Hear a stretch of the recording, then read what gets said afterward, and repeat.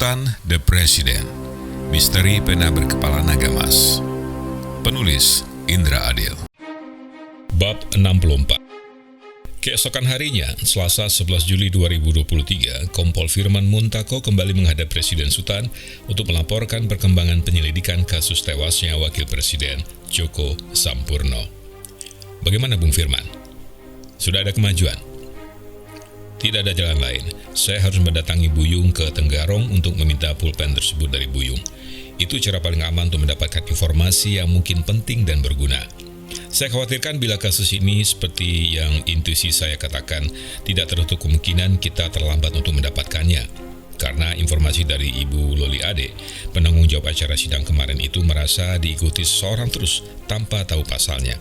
Bapak ingatkan pada Pak Sukejo yang memberikan informasi tentang pulpen tersebut ditemukan oleh Buyung, dan Buyung membawa pulpen tersebut pulang ke Tenggarong? Sultan berpikir sebentar. Ya, saya ingat. Yang merasa gamang ketika kau interogasi itu ya? Iya Pak.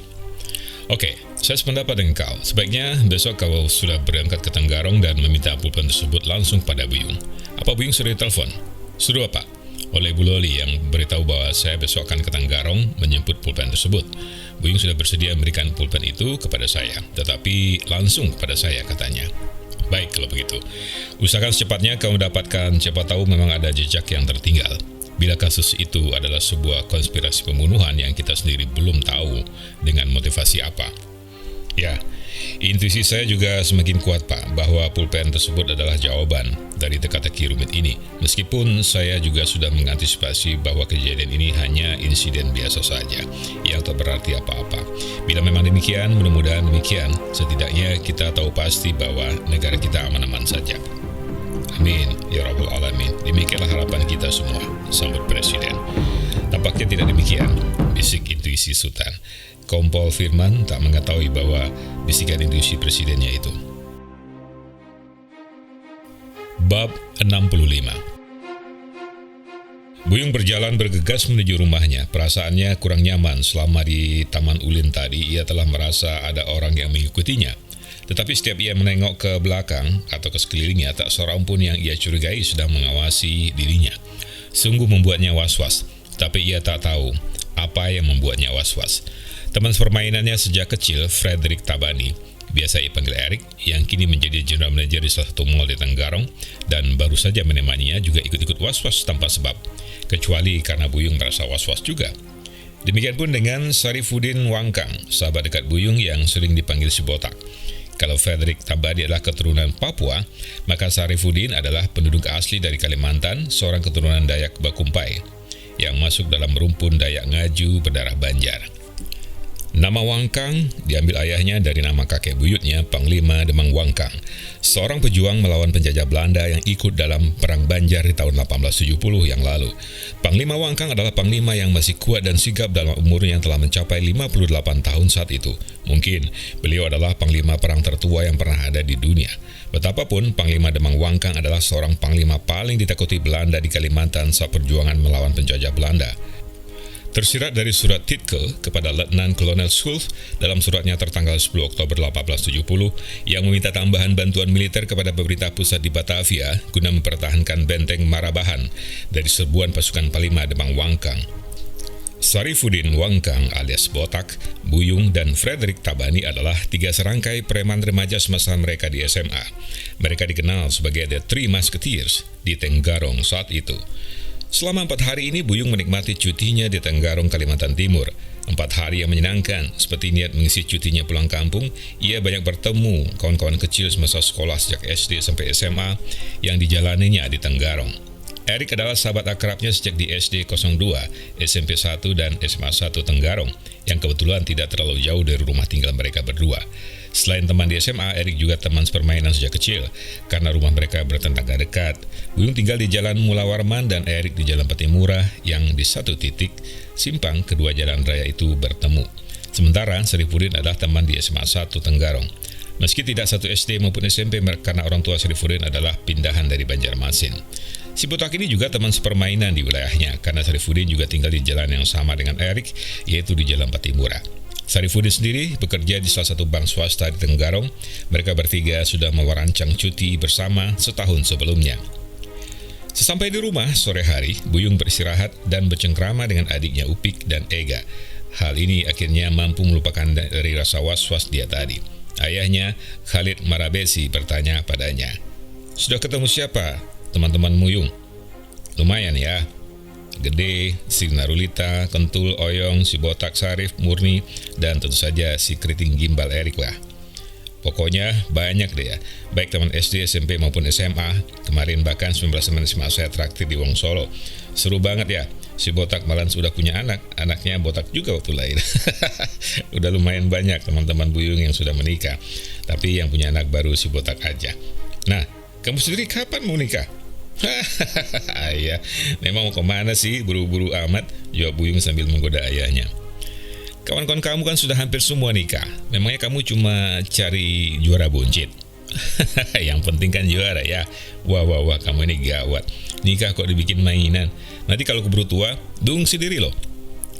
"Kali keburu tua, kalau nggak tua-tua. Maksud kamu, kalau keburu mati?" "Hush, bagus bercanda begitu."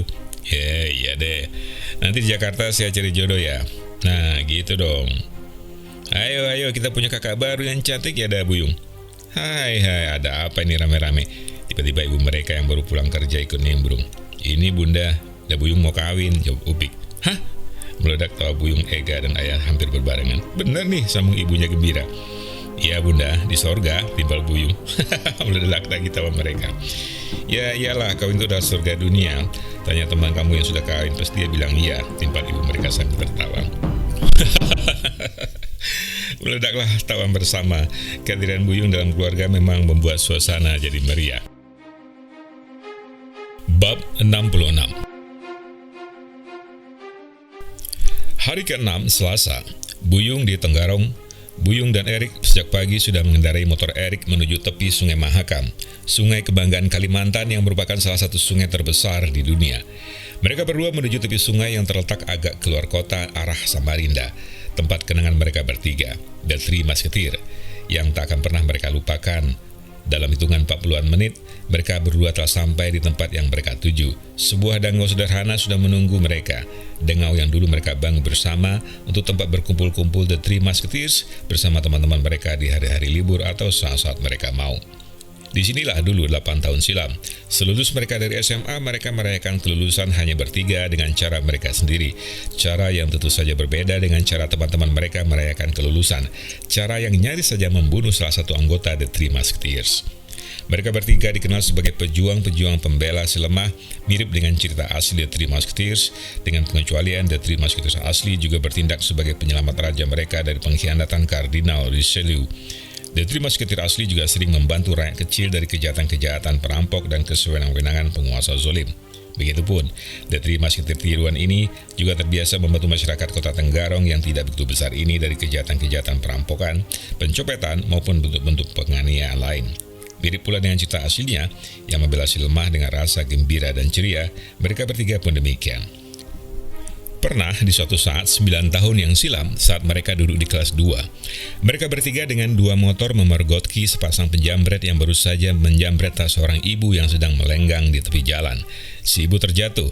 Sarifudin yang naik motor sendirian dengan Suzuki Trailnya cepat berhenti dan menolongnya untuk bangkit. Sementara Buyung dan Erik mengikuti penjamret dari kejauhan dengan santai, tidak mencolok, seakan memang sedang menuju arah yang sama. Si penjamret merasa tidak ada yang mengejar, mulai membuka tas yang dijamret dengan santai pula. Kawannya memegang kemudi bertanya, "Bagaimana hasilnya?"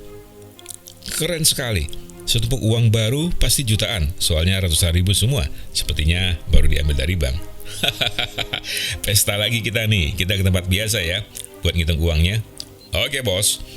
Mereka berdua pun berjalan terus menuju arah luar kota, arah ke Samarinda, dengan santai karena merasa tidak perlu terburu-buru.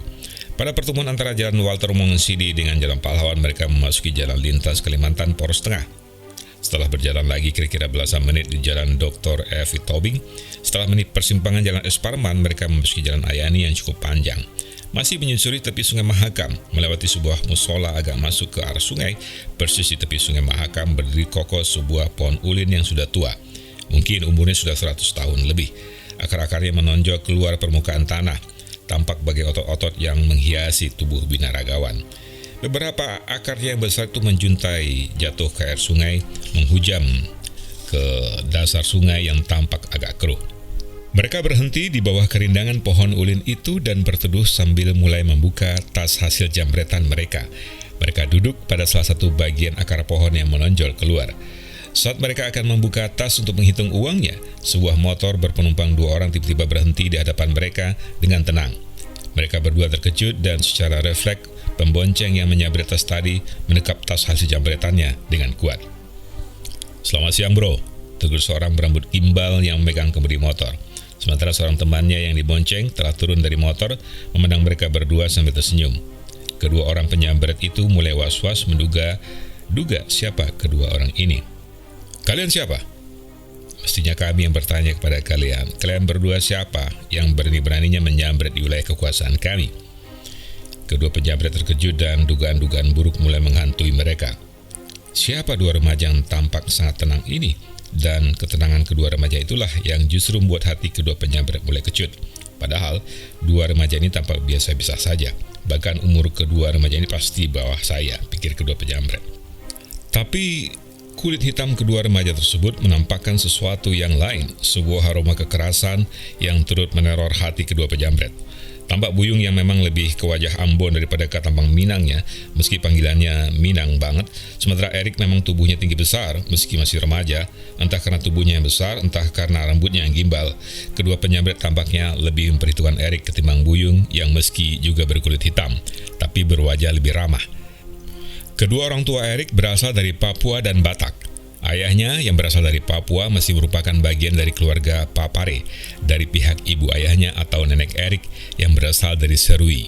Betapapun keluarga Papare adalah keluarga terhormat yang salah satu anggota keluarganya merupakan pahlawan utama penyatuan Papua ke dalam pangkuan Republik Indonesia, Silas Papare. Silas Papare adalah pria Serui yang lahir 18 Desember 1918. Ia lulusan sekolah perawat tahun 1935 yang kemudian bekerja pada pemerintah Belanda. Rasa nasionalismenya terhadap Indonesia telah tumbuh sejak muda yang membawanya ke penjara di Jayapura karena mempengaruhi tentara Belanda Batalion Papua untuk memberontak terhadap Belanda. Di dalam penjara ia berkenal dengan Gubernur Sulawesi Utara Dr. Samratulangi yang sedang diasingkan Belanda ke Papua. Perkenalan ini justru menumbuhkan rasa nasionalisme yang semakin kental terhadap Indonesia. Selepas dari penjara, Silas Papare bukannya jerah, tapi malahan mendirikan Partai Kemerdekaan Indonesia Irian atau PKII. Kontan saja, pemerintah Belanda menangkapnya kembali untuk dipenjarakan di Biak. Tapi sebelum dipindahkan ke Biak, Silas Papare bersama istrinya Regina Aibui berhasil melarikan diri ke Yogyakarta menggunakan transportasi laut. Di Yogyakarta, Silas mendirikan Badan Perjuangan Irian guna membantu pemerintah Indonesia dalam pengembalian Irian Barat ke pangkuan Indonesia. Badan ini kemudian bergabung dengan Front Nasional Pembebasan Irian Barat yang diprakarsai oleh pemerintah. Begitu dihargainya Silas oleh pemerintah, sehingga beliau menjadi salah satu anggota delegasi Indonesia di dalam New York Agreement yang ditandatangani pada tanggal 15 Agustus 1962 di New York, yang sekaligus menandai berakhirnya konfrontasi antara Indonesia dengan Belanda terkait dengan Irian Barat. Tentu saja, darah keberanian Silas Papare turut berperan dalam karakter Erik yang tak kenal rasa takut. Dengan ketenangan yang sempurna, Erik memarkirkan motornya dan menghampiri kedua penyambret yang mulai jeri. Mereka berdua berhadap-hadapan dengan kesiagaan masing-masing. Buyung diam-diam mulai mempersiapkan kuda-kuda silat Minangnya yang dipelajarinya di Jakarta di bawah guru silatnya Sultan. Erik hanya memukul-mukulkan tinju tangan kanannya ke telapak tangan kirinya, sementara kedua penyambret telah mengeluarkan pisau belatinya yang memang selalu mereka bawa dalam setiap operasi mereka. Tetapi tampak keresahan membayang di wajah mereka. "Apa yang kalian mau dari kami?" tanya penjambret pembawa tas. "Tidak banyak. Cukup kalian kembalikan tas beserta isinya kepada pemilik yang sah. Kami berdua akan mengantar kalian ke rumahnya," jawab Buyung tenang, dan kedua penyambret tadi berpikir. "Bagaimana kalau kita bagi 2 saja uangnya yang kami perkirakan mencapai 5 juta lebih ini?" tawar si pemegang tas. "Kami tidak tertarik.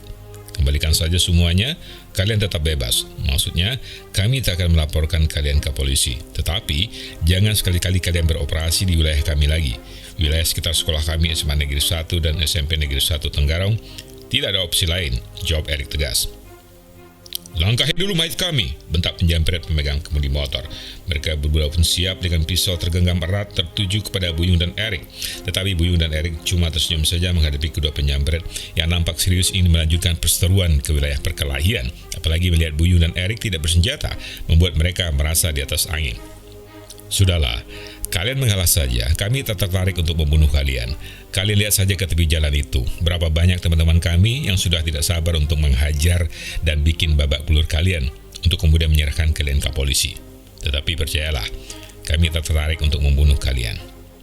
Kedua penjamret itu baru menyadari bahwa selama mereka bersetegang, di tepi jalan raya sudah dipenuhi gerombolan anak remaja yang memperlihatkan rantai sepeda diayun-ayunkan, stik softball yang dipukulkan ke telapak tangan kiri, dan juga tongkat-tongkat yang mungkin saja terbuat dari besi.